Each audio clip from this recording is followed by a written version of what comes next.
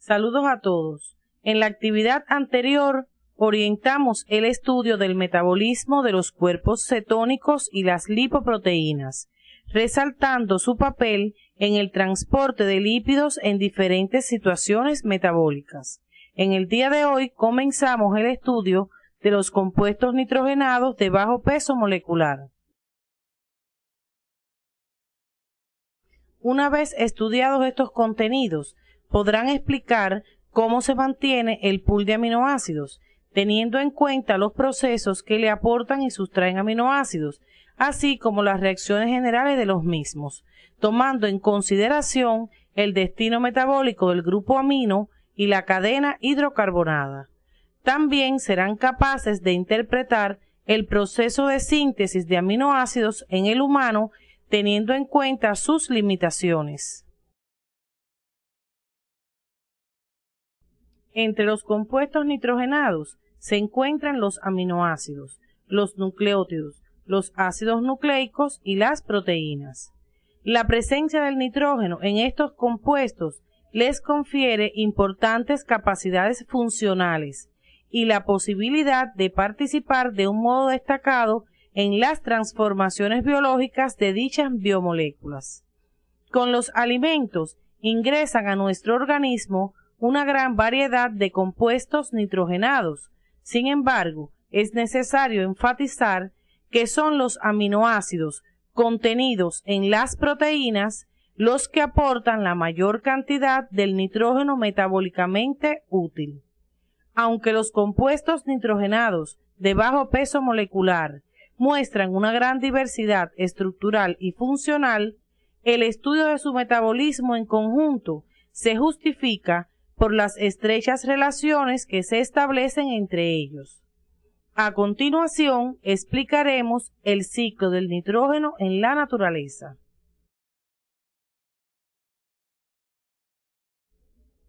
El nitrógeno es muy abundante en la atmósfera, donde se encuentra como nitrógeno molecular, formando el 79% del aire. En los suelos se halla en forma de nitratos, amoníaco y otros derivados, producto de la disolución de minerales y de la descomposición de los organismos vivos. Los animales no son capaces de utilizar estas formas de nitrógeno para sintetizar sus biomoléculas nitrogenadas, ya que carecen de los sistemas enzimáticos capaces de llevar a cabo las reacciones correspondientes. Las plantas absorben el amoníaco y los nitratos del suelo y sintetizan a partir de ellos los aminoácidos y otros compuestos nitrogenados de bajo peso molecular.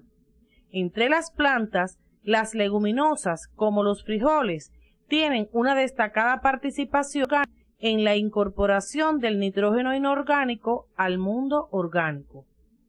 De lo anterior se deduce que los animales dependen de las plantas para adquirir el nitrógeno metabólicamente útil, fundamentalmente aminoácidos. A partir de estos compuestos se pueden sintetizar casi todas las biomoléculas de nuestro organismo.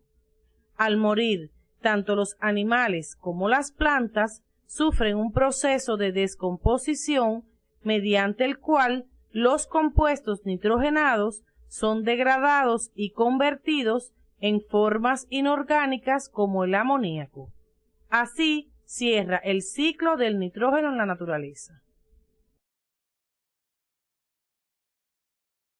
El pool de aminoácidos está constituido por los aminoácidos libres en los diferentes líquidos corporales como el intersticial, el plasma y la linfa, entre otros, existiendo un continuo intercambio entre estos a través de las distintas barreras, membranas celulares, capilares y otras. La cantidad y concentración de cada uno de los aminoácidos del pool es biológicamente constante, ya que sus variaciones se producen dentro de límites más o menos estrechos. La constancia del pool refleja un equilibrio dinámico entre los procesos que le aportan y le sustraen aminoácidos. Los procesos que aportan aminoácidos son la absorción intestinal, el catabolismo de proteínas hísticas y la síntesis de aminoácidos. Y los que sustraen son la síntesis de proteínas, la síntesis de otros compuestos nitrogenados y el catabolismo de aminoácidos. A continuación explicaremos en qué consisten cada uno de estos procesos. La absorción intestinal constituye la fuente principal de ingreso de nitrógeno metabólicamente útil al organismo. La composición y cuantía de este aporte depende de la dieta. Generalmente, una dieta balanceada aporta al pool entre 70 y 100 gramos de aminoácidos al día. Otro proceso que aporta aminoácidos al pool es el catabolismo de proteínas hísticas, que consiste en la degradación de las proteínas de nuestro propio organismo, catalizado por enzimas proteolíticas.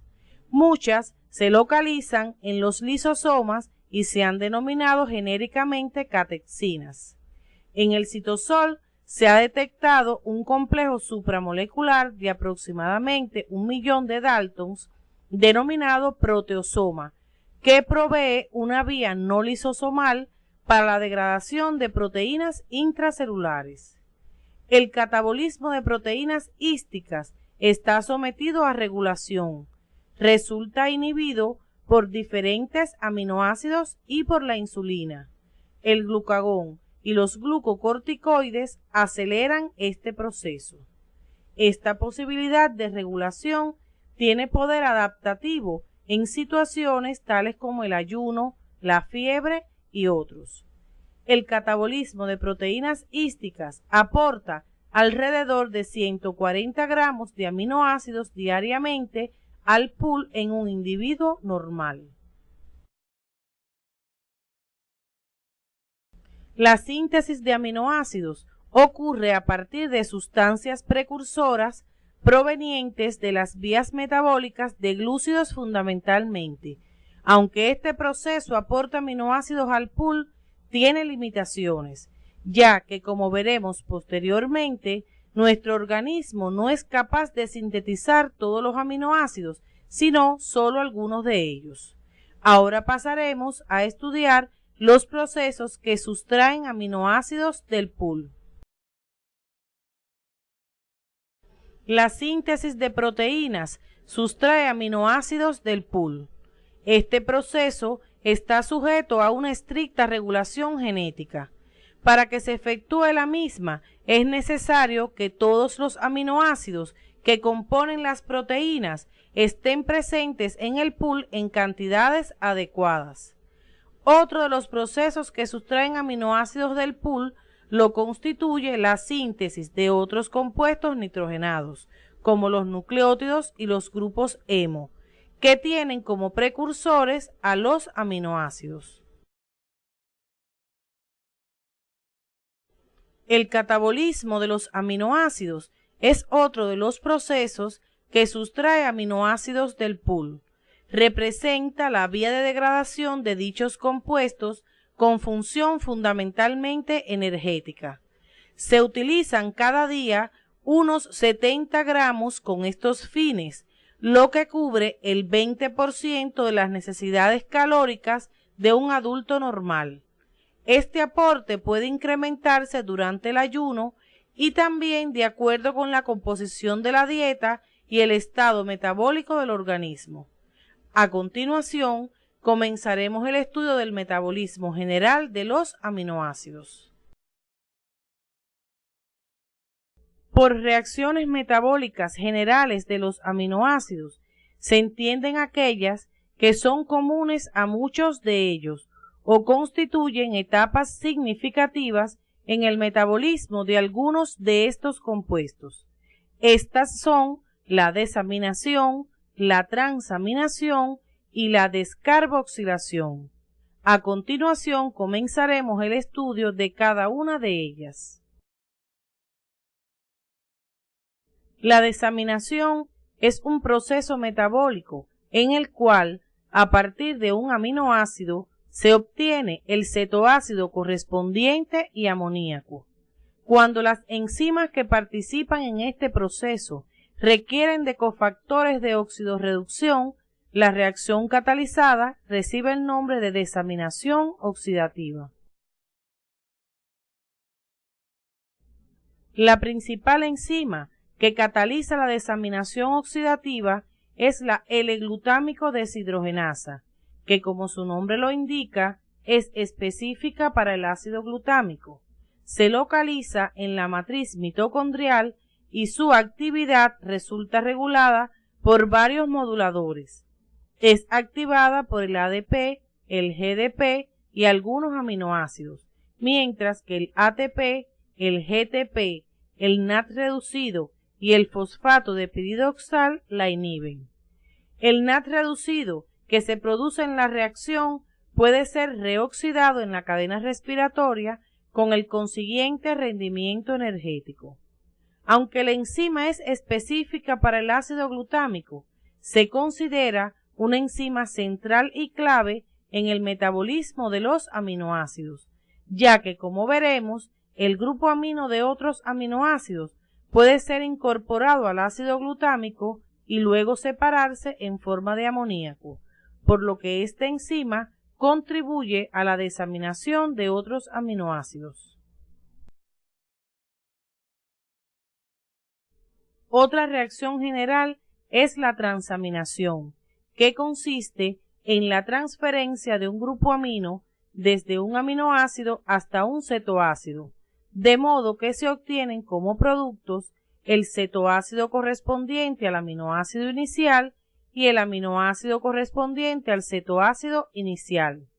Es importante señalar que en la transaminación no se obtiene amoníaco libre, ya que el grupo amino no se elimina, sino que se transfiere del aminoácido al cetoácido correspondiente.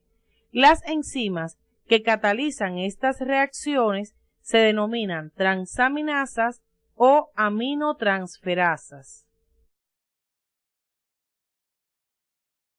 Las transaminasas utilizan como cofactor al fosfato de piridoxal, que actúa como transportador del grupo amino entre los sustratos, alternando entre su forma aldehídica piridoxal y su forma aminada piridoxamina. Este compuesto es una vitamina del complejo B. Las transaminasas, como la mayoría de las enzimas, son intracelulares y su actividad en el plasma es muy baja en condiciones normales. Sin embargo, cuando ocurre lisis y muerte celular por cualquier causa, su concentración en el plasma aumenta, detectándose una actividad considerable. Este hecho permite que se emplee la determinación de la actividad de estas enzimas en plasma para diagnosticar y seguir la evolución de ciertas afecciones que transcurren con daño celular, específicamente en aquellas enfermedades que afectan órganos ricos en estas enzimas.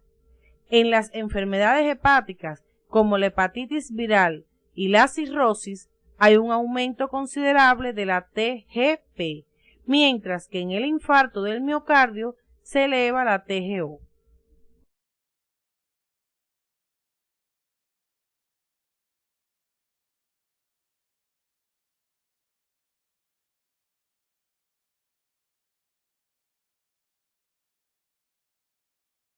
Las reacciones de transaminación permiten transportar los grupos aminos de diferentes aminoácidos hacia el ácido alfa-cetoglutárico, formándose ácido glutámico, que es desaminado entonces por la L-glutámico deshidrogenasa, único sistema eficiente de separación del grupo amino de distintos aminoácidos en forma de amoníaco.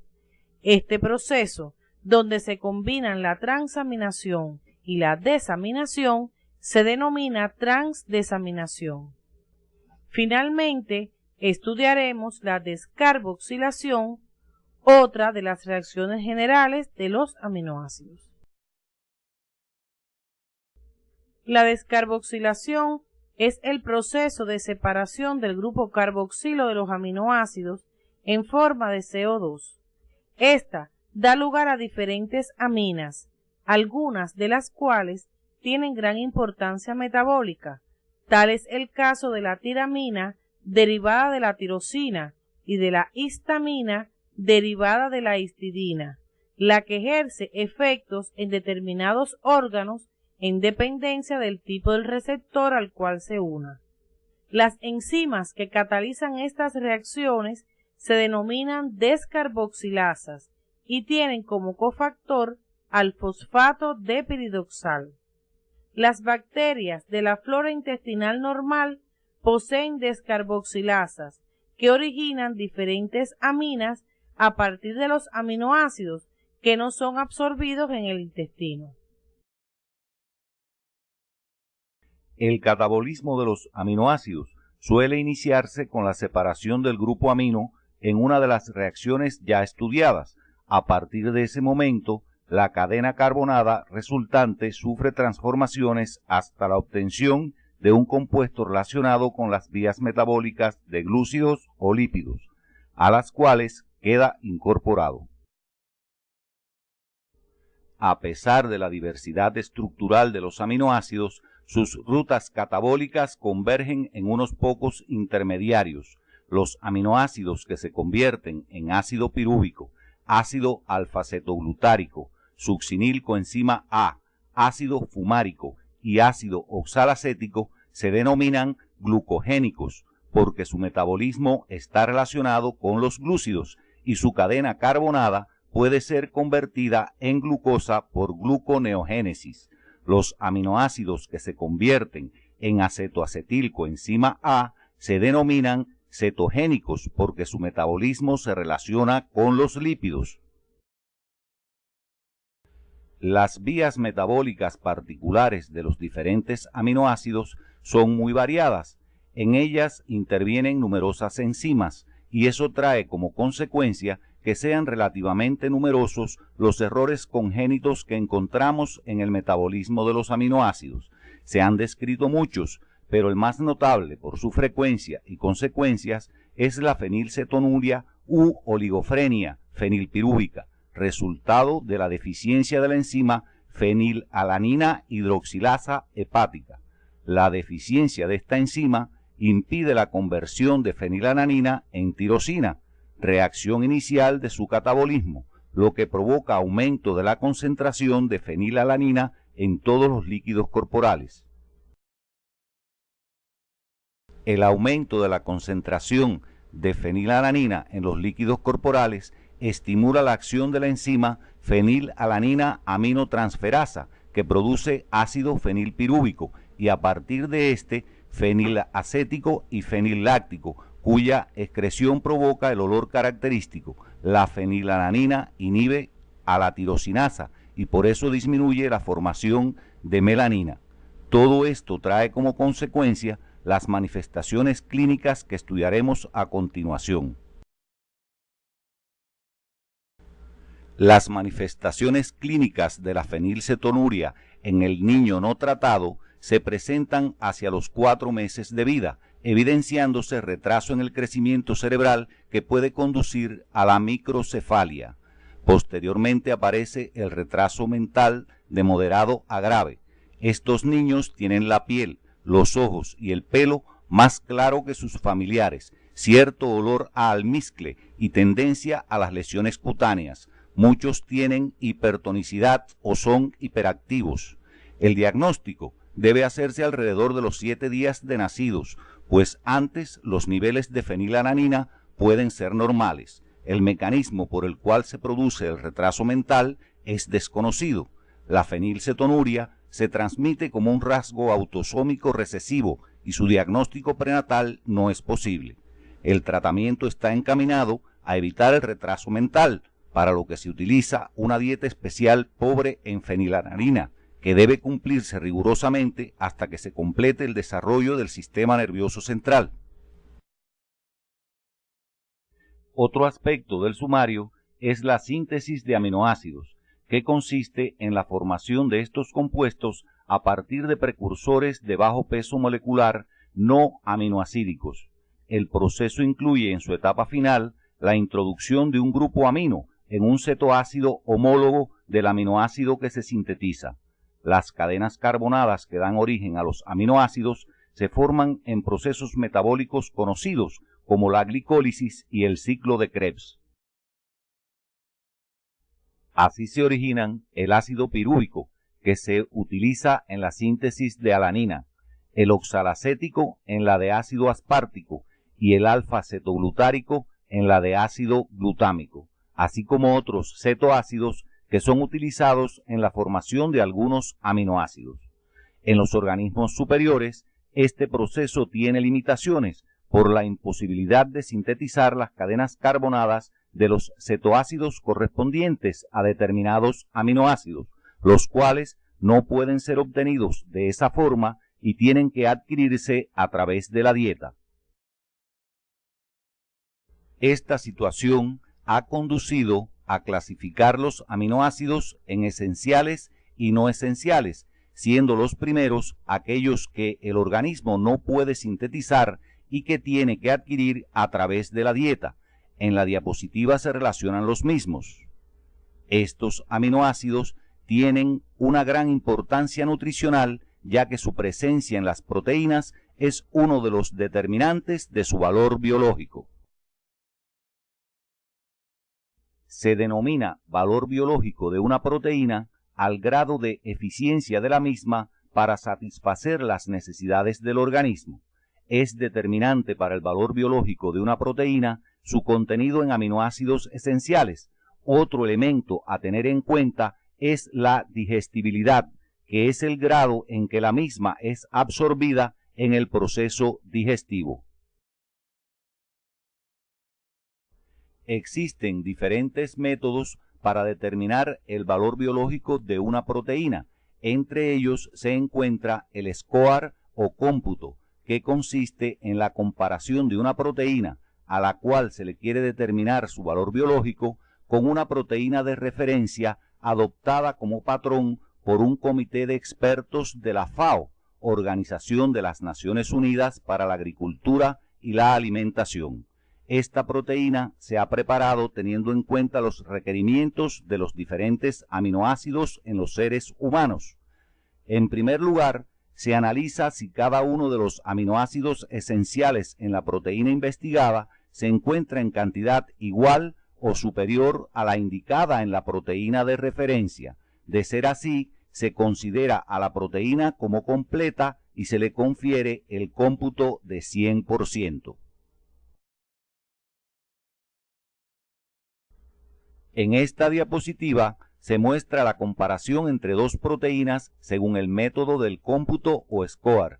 Como se observa en la albúmina del huevo, todos los aminoácidos esenciales se encuentran en cantidades superiores a los de la proteína patrón, por lo que es una proteína completa y su cómputo o score es de 100%.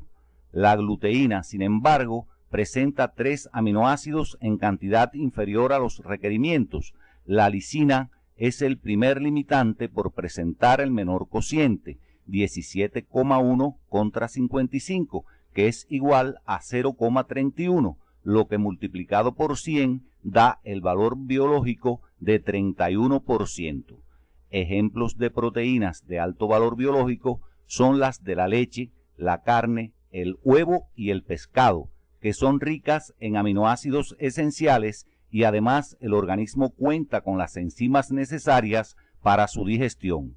A continuación, estudiaremos 2 ejemplos de enfermedades frecuentes en países del tercer mundo producidas por deficiencias en la ingestión de proteínas, de calorías o de ambas.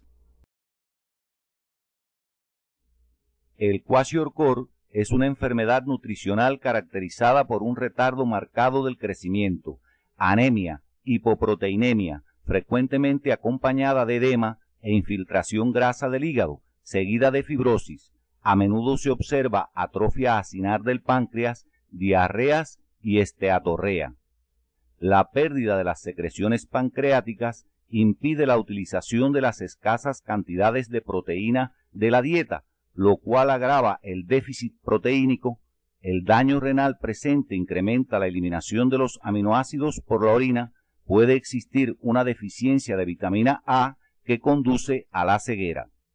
Esta enfermedad se presenta en niños que consumen casi exclusivamente glúcidos, alimentos que contienen almidón y muy poca proteína.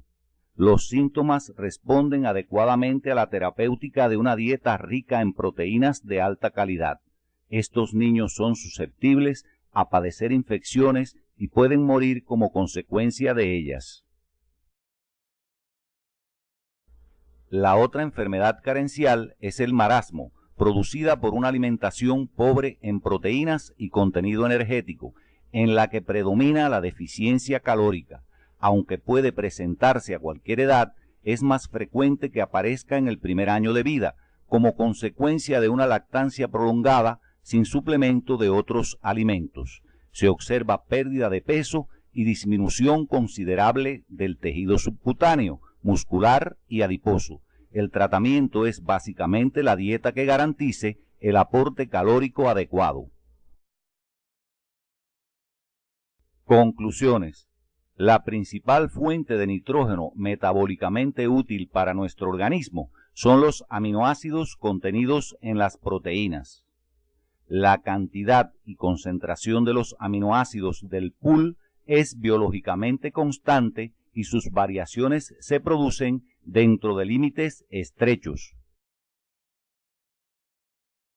Las reacciones generales de los aminoácidos son la desaminación, la transaminación y la descarboxilación. Los aminoácidos esenciales no pueden ser sintetizados y deben ser adquiridos por la dieta. La fenilcetonuria se produce por una deficiencia de la enzima fenilalanina hidroxilasa hepática y su principal manifestación es el retardo mental. El kwashiorkor se produce por una deficiencia de proteínas en la dieta, mientras que el marasmo por deficiencia proteico-calórica, pero sobre todo calórica. En nuestra actividad orientamos el estudio del metabolismo de los compuestos nitrogenados, donde desempeña un papel fundamental el hígado como órgano central donde ocurren las reacciones metabólicas generales de los aminoácidos. Como consecuencia del metabolismo de estos compuestos se produce amoníaco, compuesto tóxico para el organismo. Cuando existe daño hepático, se produce acumulación de toxinas como el amoníaco, que produce disfunción cerebral y manifestaciones que van desde cambios de conducta e irritabilidad hasta desorientación, confusión y descerebración, estado que se conoce como encefalopatía hepática. Estos contenidos se abordarán en nuestra próxima actividad orientadora.